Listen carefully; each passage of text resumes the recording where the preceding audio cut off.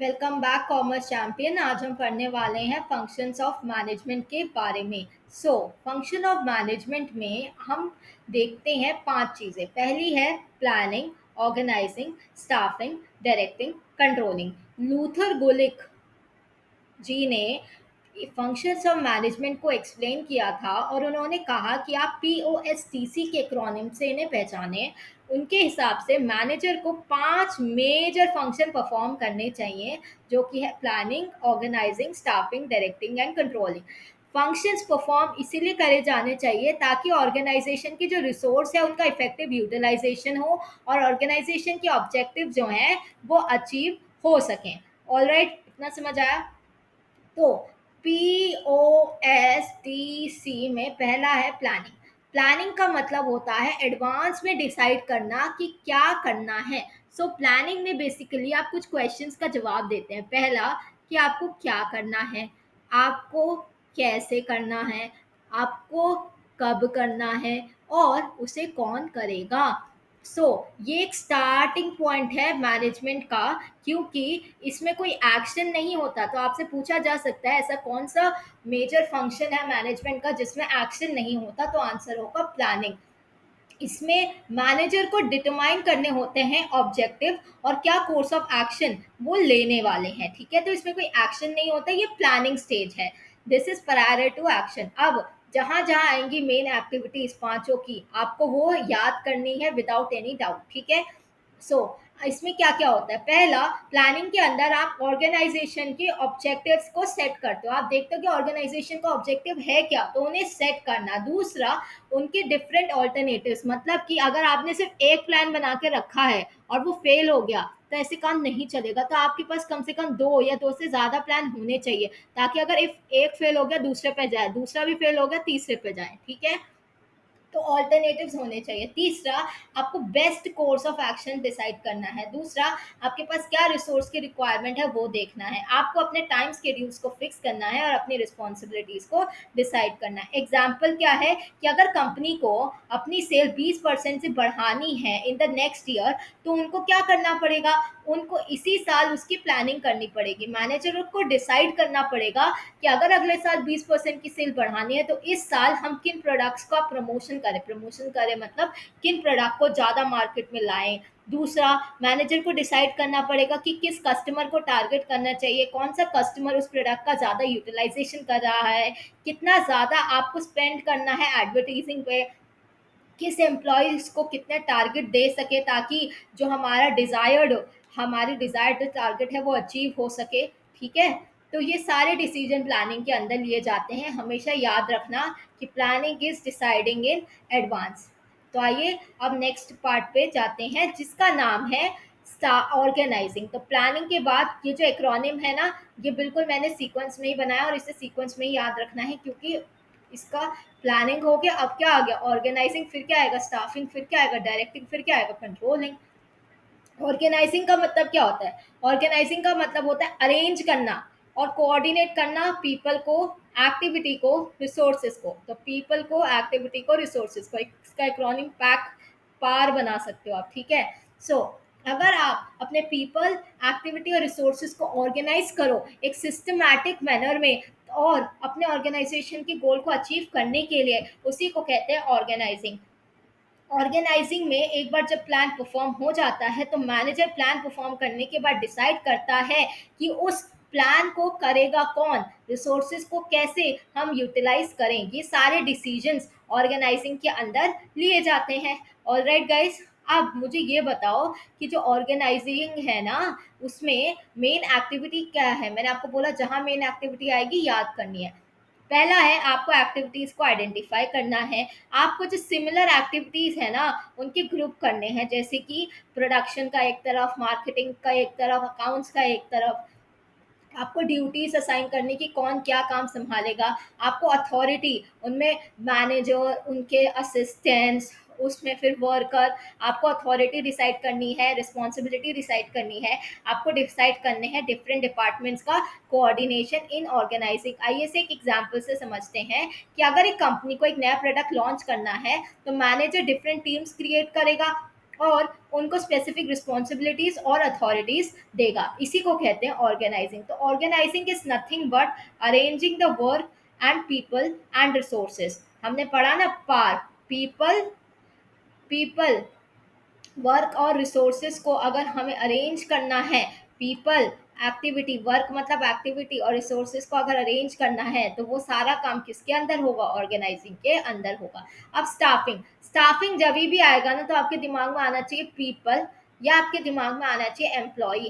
तो स्टाफिंग का मतलब होता है finding the right people for the right job. ये डेफिनेशन की, आप जब भी डेफिनेशन लिखोगे ये लिखना इंपॉर्टेंट है। सो अगर एक ऑर्गेनाइजेशन के पास एक्सीलेंट प्लान्स हैं और रिसोर्सेज भी अच्छी है, लेकिन वो अपने ऑब्जेक्टिव को तब भी अचीव नहीं कर पाएगा अगर उसके पास कॉम्पिटेंट एम्प्लॉयज नहीं है। So in order to achieve your objective you need to have a competent employees. अब हम सबको पता है कि जो रिसोर्सेज होता है ना, उसमें ह्यूमन रिसोर्स भी आता है। तो इसमें ह्यूमन रिसोर्स की बात ही करते हैं, ठीक है। अब इसमें क्या होता है, हमें फोकस करना होता है मैन पावर की रिक्वायरमेंट पे और एम्प्लॉय के डेवलपमेंट में। आपको ये तो पता है कि आपकी मैन पावर की रिक्वायरमेंट क्या है, लेकिन आपको अपने एम्प्लॉय की डेवलपमेंट पे भी ध्यान देना है। तो इसमें अगेन एक्टिविटीज आगे याद करनी है। आपको एस्टिमेट करना है कि आपकी कितना मैन पावर रिक्वायर्ड होगा, मतलब कि एक ऑब्जेक्टिव को अचीव करने के लिए आपको कितना मैन पावर चाहिए होगा। अब अगर उतना मैन पावर नहीं है तो आपको रिक्रूटमेंट करना पड़ेगा।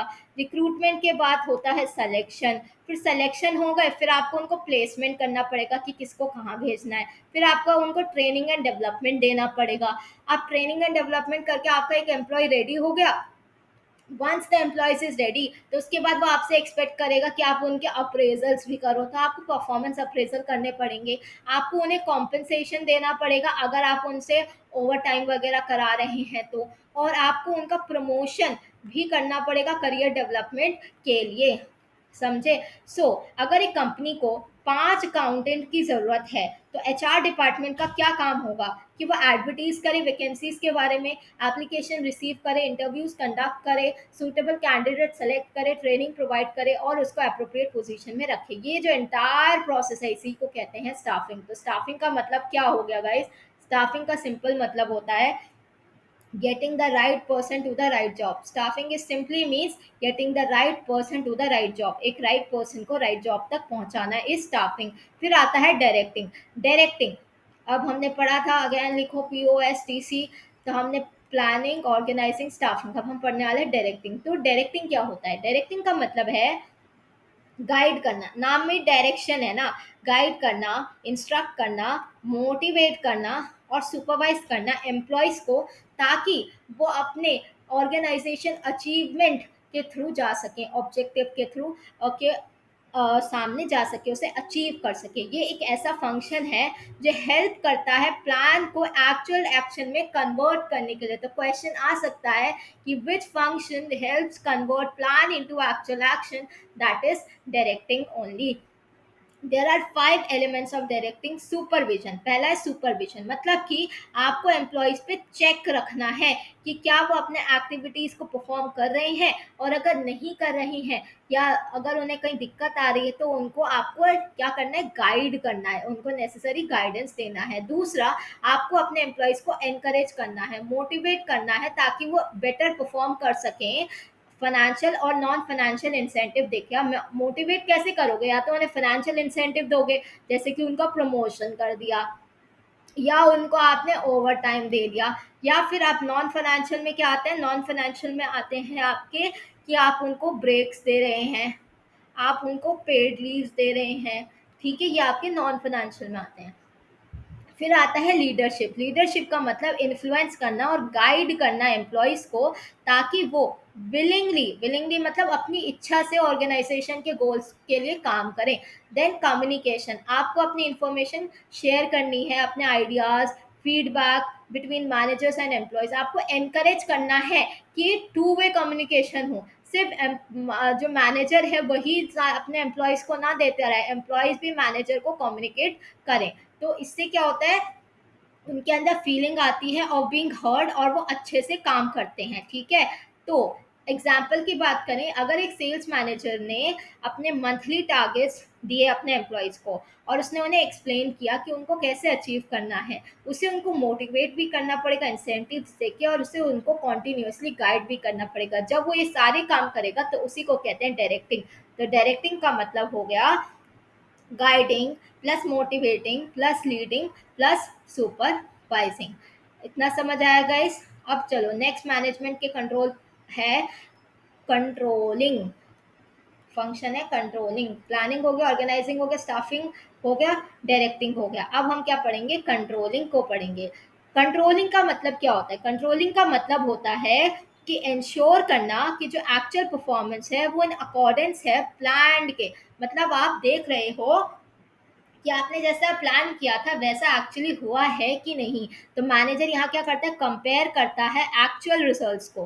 तो यहाँ क्या होता है? कंपैरिजन होता है एक्चुअल रिजल्ट्स का विद द स्टैंडर्ड रिजल्ट्स। ये कॉस्ट अकाउंटिंग में भी आता है, जिसमें आपको अपने एक्चुअल कॉस्ट और स्टैंडर्ड कॉस्ट को कंपेयर करना पड़ता है, ठीक है। और फिर अगर ऐसा नहीं है तो फिर आपको क्या लेने पड़ेंगे? करेक्टिव एक्शंस लेने पड़ेंगे कि क्या करें कि ये ऐसा हो जाए। तो स्टेप्स क्या है कंट्रोलिंग में? वेरी इंपॉर्टेंट, अकेला क्वेश्चन बन सकता है। सबसे पहले आपको अपने स्टैंडर्ड सेट करने हैं, ठीक है। सबसे पहले आपको अपना expected level of performance set करना है, फिर आपको अपनी एक्चुअल परफॉर्मेंस। तो सबसे पहले अपने स्टैंडर्ड सेट करें, फिर आपने अपनी एक्चुअल परफॉर्मेंस क्या है उसे मेजर किया, फिर आपने अपने एक्चुअल और स्टैंडर्ड के बीच में क्या किया? कंपैरिजन किया कि कहाँ दिक्कत आ रही है। फिर आपने ये दिक्कत जो आ रही है ये कौन से स्टेप में आता है कि आपने डेविएशंस फाइंड करे। आपको पता चला कि क्या डिफरेंसेस हैं, क्या डेविएशंस हैं, और अगर जब डेविएशंस हैं तो आपने उसके लिए क्या लिए? करेक्टिव एक्शंस लिए। अब आपने उनके लिए क्या ले लिए? करेक्टिव एक्शंस ले लिए, समझे? इसका एग्जाम्पल क्या है? कंपनी ने अपना सेल्स टारगेट रखा था 10,000 यूनिट का, ये उनका स्टैंडर्ड था, ठीक है। लेकिन एक्चुअल में हुआ सिर्फ 8,000, ये इनका एक्चुअल हुआ। तो मैनेजर ने फाइंड आउट किया कि 2,000 यूनिट, यहाँ उसने क्या फाइंड करे? डेविएशन फाइंड करे, कितना का डेविएशन हो गया है और टारगेट बिलो है। तो उसने इन्वेस्टिगेट किए रीजंस को, और कंपनी ने फिर क्या किया? इम्प्रूव करा उसको। इम्प्रूव करना मतलब आपने उसके लिए करेक्टिव एक्शंस लिए। कैसे इम्प्रूव किया? एडवर्टीजमेंट के लिए, या फिर जो भी चीज़ें हैं सेल्स इंसेंटिव प्रोवाइड करके या सेल्स स्ट्रैटेजी को चेंज करके। जब ये सारी चीज़ें हो जाती है उसी को कहते हैं कंट्रोलिंग। कंट्रोलिंग के स्टेप्स अकेले एग्जाम में आ सकते हैं 5 मार्क्स के लिए, तो ये बहुत इंपॉर्टेंट है। तो कंट्रोलिंग का मतलब होता है कंपेयर तो करना, लेकिन साथ में करेक्ट भी करना। तो बच्चे सिर्फ कंपेयर तक लिखते हैं, करेक्ट तो लिखते ही नहीं है, तो आपको याद रखना है। पीओएसटीसी कैसे एक साथ काम करते हैं? अब देखो ये बहुत इंपॉर्टेंट और बहुत सही चार्ट बना है यहाँ पर। देखो, प्लानिंग का मतलब क्या होता है? प्लानिंग का मतलब होता है डिसाइडिंग व्हाट टू डू, ठीक है। ऑर्गेनाइजिंग का मतलब होता है अरेंज करना रिसोर्सेज और एक्टिविटीज को। स्टाफिंग का मतलब होता है getting right people to the right place. Directing का मतलब होता है गाइड करना और मोटिवेट करना। कंट्रोलिंग का मतलब होता है चेक करना कि ऑब्जेक्टिव अचीव हो रहे हैं कि नहीं। इतना समझ आया गाइस? अब हम इसमें एक सिंपल एग्जांपल देखते हैं इस सारी कंडीशन को समझने के लिए। सपोज आपको एक नया रेस्टोरेंट खोलना है। अब सबसे पहले आपको करनी है प्लानिंग। तो प्लानिंग में आपने क्या किया कि प्लानिंग में आपने डिसाइड किया कि लोकेशन क्या होगी, ठीक है। आपने क्या डिसाइड किया कि लोकेशन क्या होगी। फिर आपने डिसाइड किया बजट क्या होगा, मेन्यू क्या होना चाहिए, सेल्स क्या होना चाहिए, और बाकी सारी चीज़ें। जब आपने ये डिसाइड करी तो आप प्लानिंग कर रहे हो। फिर आपने अपने वर्क को डिवाइड किया। तो डिवाइड करना मतलब कि आपने उनको ऑर्गेनाइज किया, तो ऑर्गेनाइजेशन हो गया ना। फिर आता है आपने स्टाफिंग करी, hiring, getting right people to the right job.